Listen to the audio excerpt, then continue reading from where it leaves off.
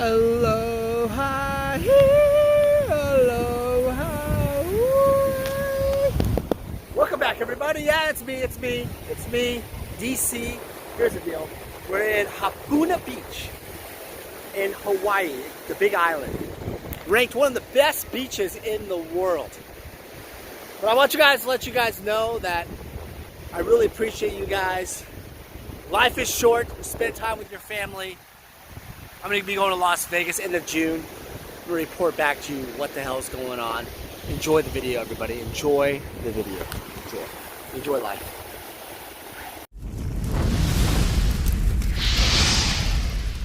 Vintage Magic. Game, collect, invest. For more information about our consulting and professional services, visit vintagemagic.com.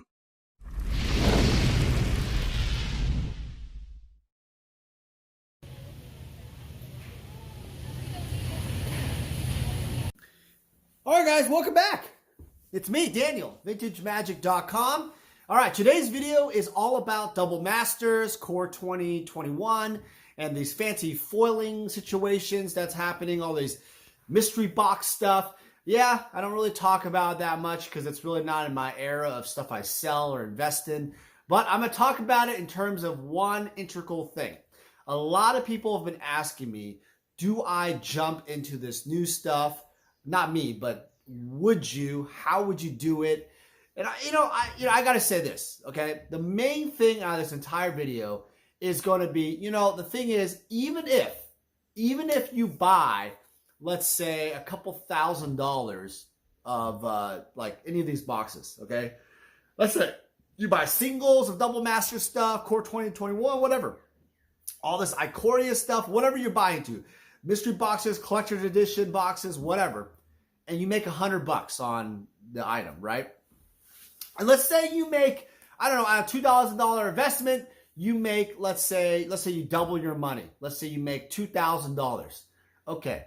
The thing is, I mean, I don't even see that happening, first off, quickly, if not at all. But at the same time, is it really going to change at all your, how would you call it? Like, is it going to change your life? That's the first thing I've realized. Is that the impact on $2,000 isn't that much, right? And also the question is, how long does it take to actually sell those and get those gains? And then there's the typical, eBay fee, PayPal fee, TCG player fee, whatever fee you have, shipping fees, and your time, right? So you look at time, the fees, and the cost. And then that gives you the profit, right? The sale price minus all that is the profit.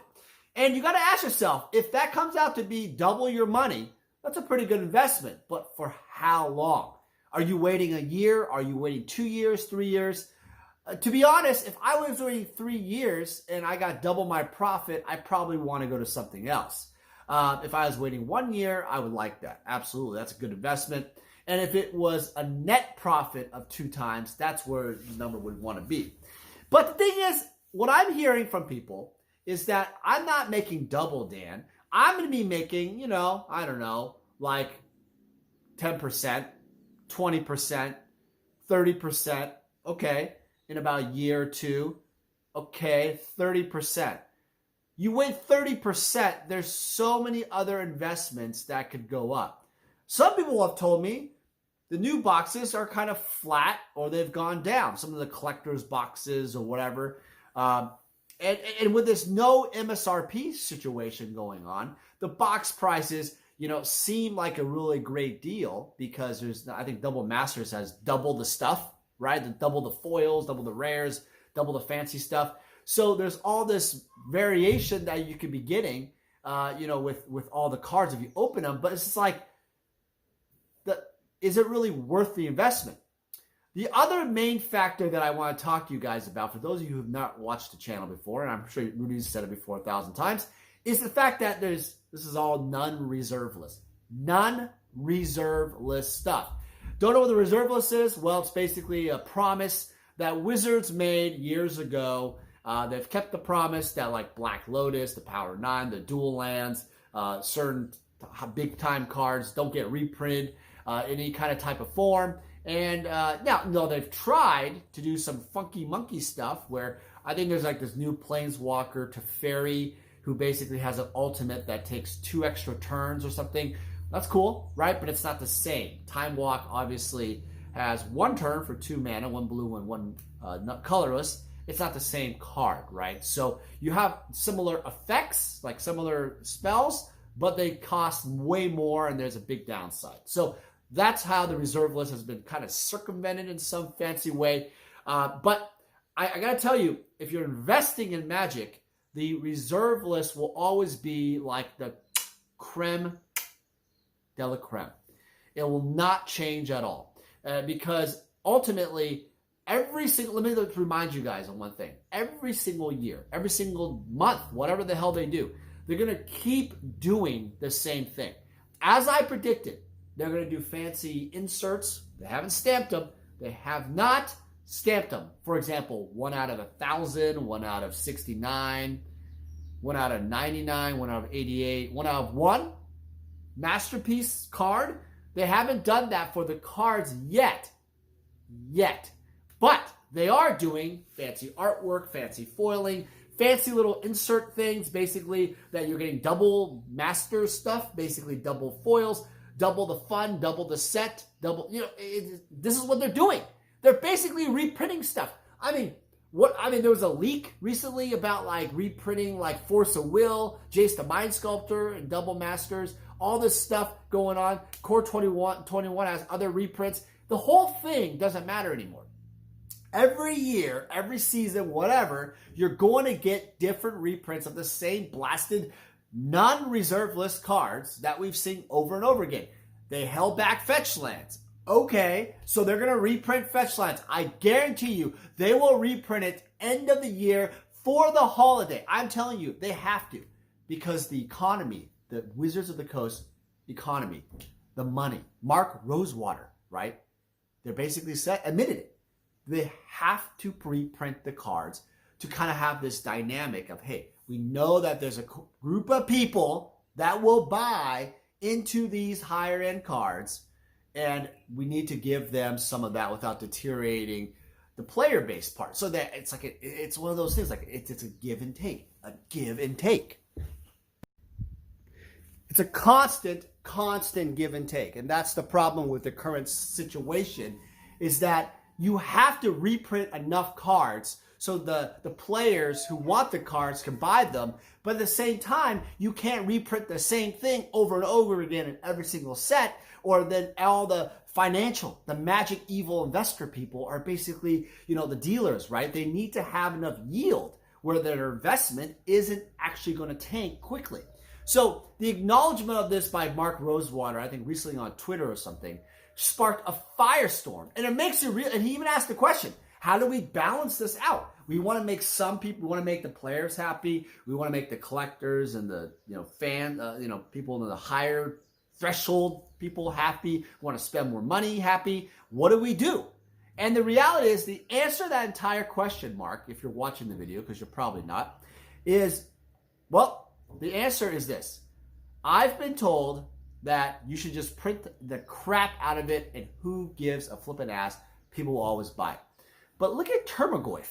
Termagoyf is a card that they've reprinted to oblivion. It started in Future Sight, and they've kind of Modern Masters 15 and 17 and another Ultimate Masters, and the price has tanked. Even at Ultimate Masters, they made this fancy ass artwork. Great artwork. I actually own the original painting by Philippe Beren. Great artwork, but they made the box topper version of it, but the price still never came back to a price point what it was back when, it was at its peak, because it kept printing it.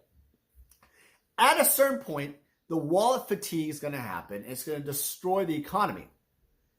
So I've been told, hey, just print the crap out of it. Who gives a shit, right? And people are still going to buy anyway. And then all the players will be happy. And they say that if you print a lot of it, players are going to then come to the game. They're going to want to buy into Magic at the lower price point. Okay, so basically it's cheaper to play Magic, and there'll be more players. Thus, the volume of players will kind of help with the economy side because you get more sales. But what about the yield of sales? What about the previous investment? See, that's the biggest problem. So that's the problem with, that's one side of the debate. Well, for Mark, what else do we do? What's the other side? Well, we keep it really rare. Okay, like we're doing, or we keep it status quo the way it is, and we print them once in a while, whenever we need like extra money for our, stock shareholders. Okay, is that the way to go? Just do a stalemate type of thing? Or do we do more of a rare collectible? Do we do more of like what I was saying, like insert cards, like baseball cards, or like memorabilia, artist proofs, or signed sketch cards, or fancy schmancy experiences, like for example, go to Wizards of the Coast headquarters and design a Magic card. Kind of like what they're doing with like some of their like promotional stuff. With all the promotional stuff they've done, design a Magic card. Well, why not do it on every set? Come into Wizards of the Coast. We'll fly you 3 nights, exclusive, high-end, 4.9% star hotel into, let's go to the Wizards of the Coast, the Ivory Tower, and let's make a card. That could be a cool thing, right? And it's a redemption card. So there's things you could do, right, Mark? But the reality is, I wouldn't change a thing. I'd probably go with the stalemate, and I'll tell you why. Number one, the market itself is already really healthy. People are still buying during the pandemic. People are still playing Magic they're not even playing Magic in front of their LGS stores, or they're not going to any Magic Fest, and everybody's still fine. The economy is still there. The people still buy Magic. I mean, old cards are still there. I mean, people are still buying old cards and buying new cards. They're buying all the boxes. They're buying all the mystery stuff, all the products you give. And now the digital's on fire. Nothing's changed. Why would you beat something up when, ruin something that's already great? I mean, make Magic great again. It's already great right now. But the thing is, what happens is Wizards finds a way to either make people pissed off or something. I think what's going for them right now is that digital, the arena, and also the quality of the sets are really nice. The artwork's nice. The mechanics are interesting. There's some fancy combos going on. There's fancy things going on. I think they're introducing possibility of another color. I don't know. That was a rumor or something. But there's always something going on with Magic, right? People love the game. And Commander's on fire. There's other cool Commanders coming out. So how can you really change this? You can't. Now, I mean, the first option, like I said, is to print the crap out of it and not give a shit.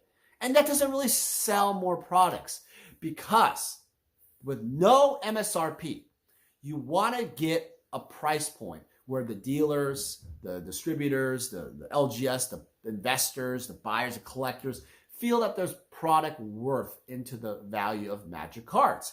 For new Magic cards, if you go off and dilute everything, you end up destroying the engine that you've already created. The price points that you can charge. I think they're charging like $299.99 on Amazon for double masters, right? So they're obviously probably, I don't know, about $1.75. Wizards is I don't know. I don't know the exact number that Wizards is making. The reality is, you need to understand that if you dilute the crap out of it, the market you created for the higher price point, for all the master sets and all the funky collector stuff, it's going to go away. It's going to go down. It's going to become worthless in a way. So you'll have to sell a lot more of it, assuming more players come on board. All right, let's close this thing up. All right, guys, so my final thought about this video, and I want to hear your comments below what you think. I think the ultimate, and another thing people told me as well, Dan, they said they're going to get rid of the Masters series. They lied. They brought it back. Well, what'd you think? About a year later, after Ultimate Masters, the last Masters ever, they brought it back with double Masters. And the reality is, guys, it's the same thing over and over again. It's like one of those, Hasbro Wizards of the Coast reminds me a lot of Las Vegas. Let me explain what I mean. What happens in Vegas is that you have the same building and structure. They changed the name. For example, the Monte Carlo, right, the casino, it burned down or something, something happened. They restructured it, called it the Park MGM. Case in point, The Aladdin, the old school. Do you remember the Aladdin on the strip? What is it called now? Planet Hollywood. They changed it. They changed it. That's what Wizards does. They keep changing inside all those casinos. You have restaurants and shops. They keep changing it. They keep changing the restaurant names. It's the same freaking area, but they just changed the name. They want to make it hot, hip, cool, right? That's what gaming is. That's what the movie business is. That's what Magic the Gathering is. They want to continually excite you, enhance the gameplay, the experience, the fun, the promotions, whatever, right? That's what they do. Digital, right? They've done it crazy. They put the esport, put more money in, put more fancy graphics in. It's going to get crazy, man. It's going to be awesome. But that's what they're doing. Finally, I bet you they're going to have it on their phone and the iPad. Well, they have it on the iPad, but on the phone, even better, right? There's going to be ways for you to play in different ways. I'm telling you, it's going to be a situation where it's like Vegas. If you think of it like that, Magic is going to like Vegas style. That's what it is. It's the style, the mentality. So, yeah, Mark Rosewater, there's nothing to change because you can't overprint cards. You'll dilute what you've already, all the people have invested. You also can't print reserve list cards. We've already gone through that. And you also don't, the digital's on fire.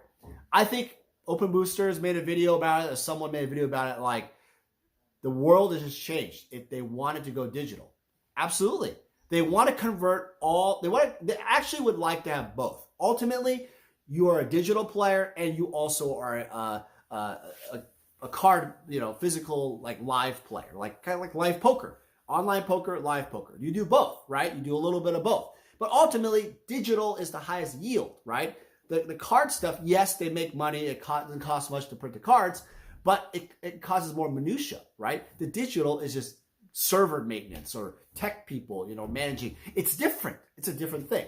So I really think that what they're trying to do is, as a Magic as a whole, they're trying to branch out to like the Hearthstone players, the League of Legends, other online players, right? They're trying to touch those arenas. And that's really their main focus.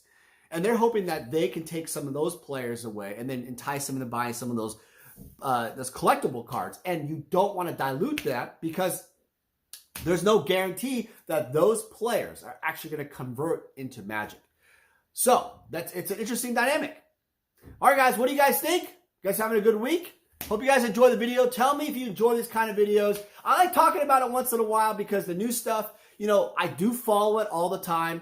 I don't have time to do a video every single, other channels, but I find it to be interesting. I would never invest in something thinking you're going to get rich. You have to do it slow. Remember what I said, slow and steady wins the race. So whatever you do, if you buy a position into the new stuff, remember, it's probably not going to grow as fast as some other investments, but there is growth. And remember that if you don't buy enough of it, it probably won't make you change your life. Like I said, it won't change your life if you only make a few $1,000s. Seriously, it won't unless you use that money to buy, again, I keep saying it, you got to buy flipping collections. It's all the money. All the money is Magic is collection buying. Goodbye. Hey everyone, it's Daniel Chang with VintageMagic.com. In this video, I want to run through our consultation service on VintageMagic.com. So what's really exciting to me about the consultation process is meeting you. I've met so many incredible people in the Magic the Gathering industry all over the world, and this consultation process is the key part to a successful working relationship. Getting hold of me is very simple. You could call or email me. We'll talk more about your needs. From all that information I gather in our call, typically about an hour long, I'm going to determine the best solution for you. So because we have such a suite of services that we offer, I'm going to sit down with a follow-up call, and then we're going to go off and determine what the best path is. I have experience in handling conversations in regards to large collections of artwork, sets of cards, either if it's graded or ungraded, raw cards. I also have dealt with collections with lots of misprints and oddities. Altered cards, sketch cards, and artist proofs are also one of my specialties. My experience in Magic Gathering has gone to any level of collecting you may have. I look forward to working with you. Vintage Magic. Game, collect, invest. For more information about our consulting and professional services, visit vintagemagic.com.